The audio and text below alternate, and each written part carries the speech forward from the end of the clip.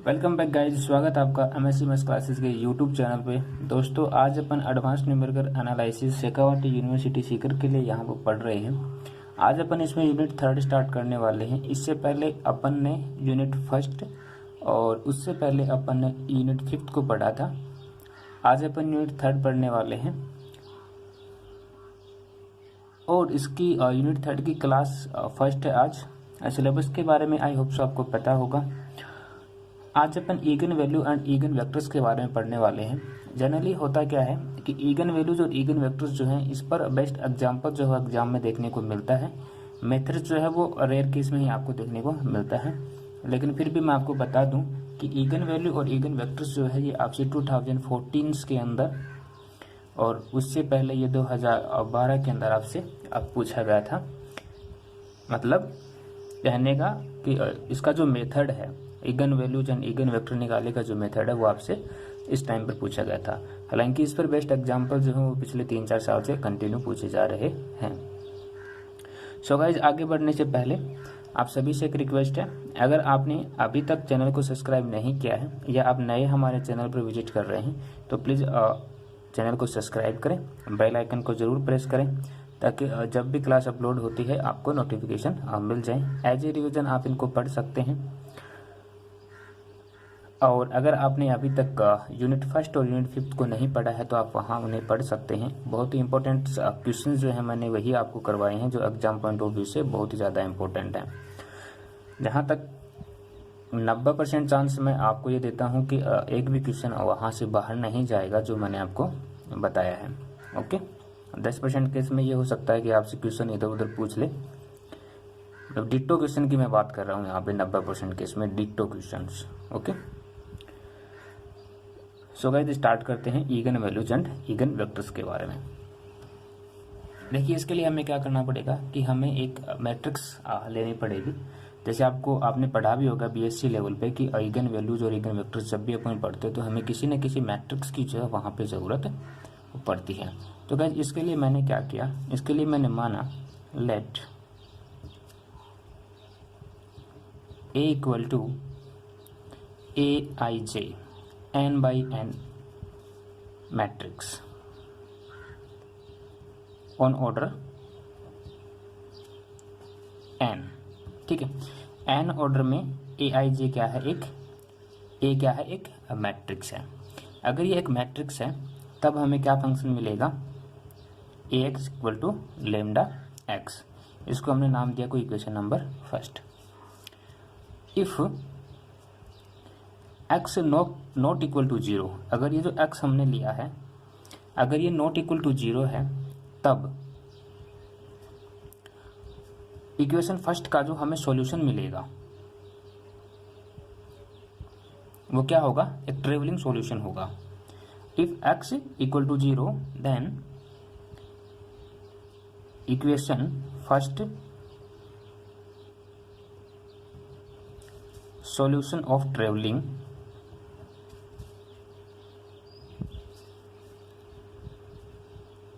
for all values of lambda। ठीक है, और अगर x नॉट इक्वल टू 0 होगा तब हमें इक्वेशन 1 का जो सॉल्यूशन है वो हमें नॉट ट्रेवलिंग मिलेगा, मतलब नॉन ट्रेवलिंग। ट्रेवलिंग का मतलब आप समझ रहे होंगे, मतलब मान जो वो हमें मिलते जाएंगे किस चीज के, लेमडा के। ओके, सो दैट अगर x नॉट इक्वल टू 0 है उस कंडीशंस में हम is called again vector corresponding to lambda. Okay, अगर ये नॉट इक्वल टू 0 होगा तब ईगन वेक्टर्स हमें कोरस्पॉन्डेंटिंग मिलेंगे लेमडा की। तो हम इक्वेशन 1 जो है हमारी, इसको हम किस तरीके से लिख सकते हैं, कैन बी रिटर्न किस तरीके से लिख सकते हैं, A X minus lambda X I equal to 0। यहाँ से अगर मैं x कॉमन लेता हूँ तो हमारे पास बचेगा a minus lambda I into X equal to 0। ये यहाँ पर जो i है वो क्या है, आइडेंटिटी मैट्रिक्स है।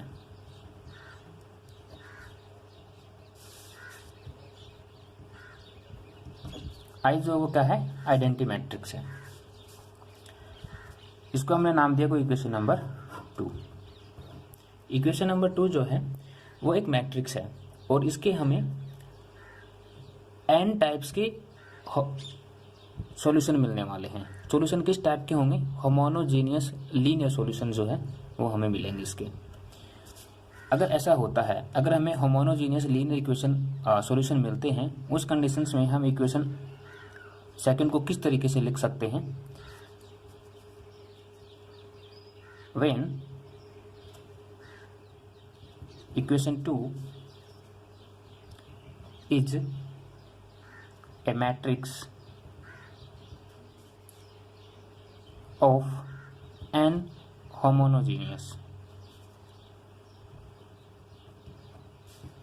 linear solution,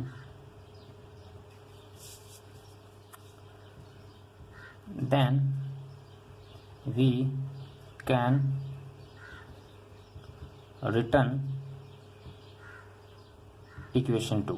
इस तरीके से लिख सकते हैं a11 minus lambda into x1 plus a12 x2। इस प्रकार कोई nवीं टर्म्स होगी xn इक्वल टू 0। उसी प्रकार a21 x1 plus a22 minus lambda x2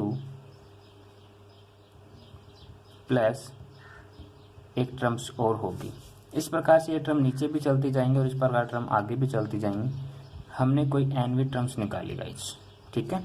N V terms क्या निकाली, an1 x1 plus an2 x2 और इस प्रकार हमारे पास कोई एनवी टर्म्स होगी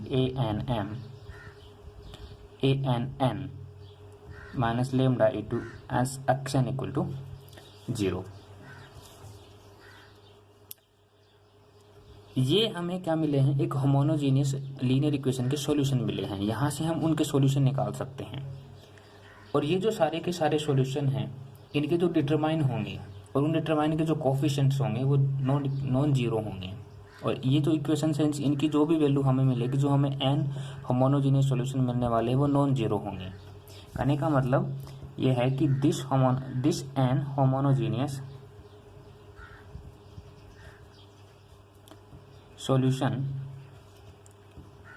has non zero.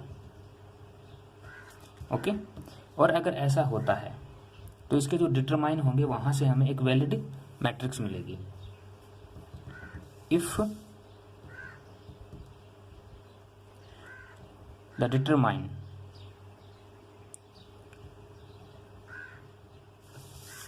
of coefficient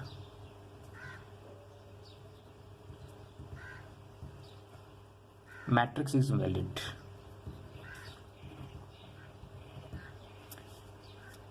किस टाइप की हो सकती है, अगर एग्जाम्पल के तौर पे समझें तो a minus lambda I equal to 0।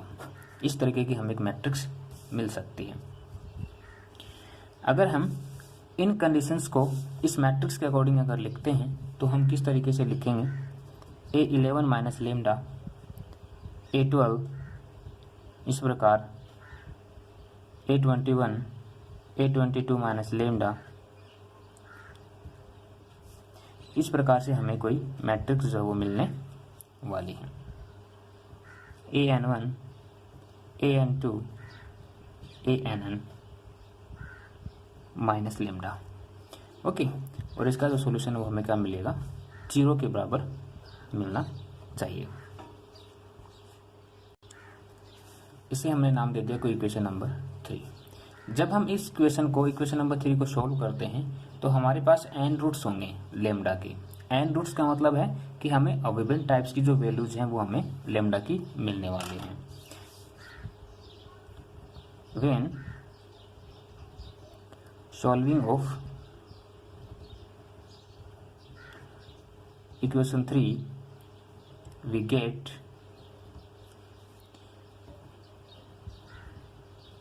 n roots of lambda. जो रूट्स हमें मिलेंगे, विभिन्न टाइप्स के जो रूट मिलेंगे लेमडा के, वो सारे के सारे रूट्स क्या कहलाएंगे? ईगन वैल्यूज कहलाएंगे। Each roots are called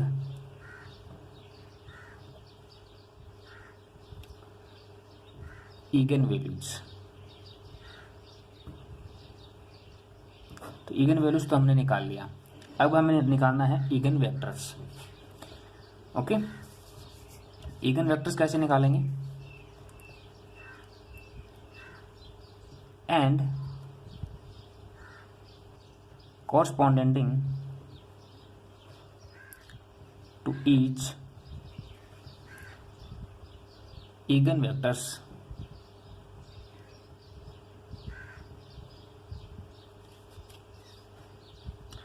we get, अब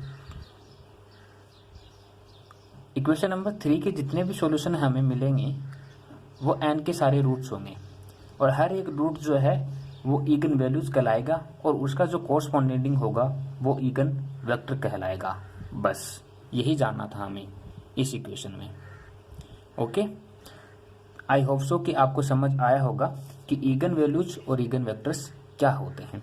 अगर आपको समझ आया है तो प्लीज़ क्लास को लाइक करें और चैनल को सब्सक्राइब करें, अपने दोस्तों के साथ शेयर करें। मिलते हैं नेक्स्ट क्लास में एक एग्जाम्पल के साथ, जिसमें हम ईगन वैल्यूज और ईगन वेक्टर्स को निकालेंगे। तब तक अपना ख्याल रखिए, हंसते रहिए और मुस्कुराते रहिए। थैंक यू सो मच दोस्तों।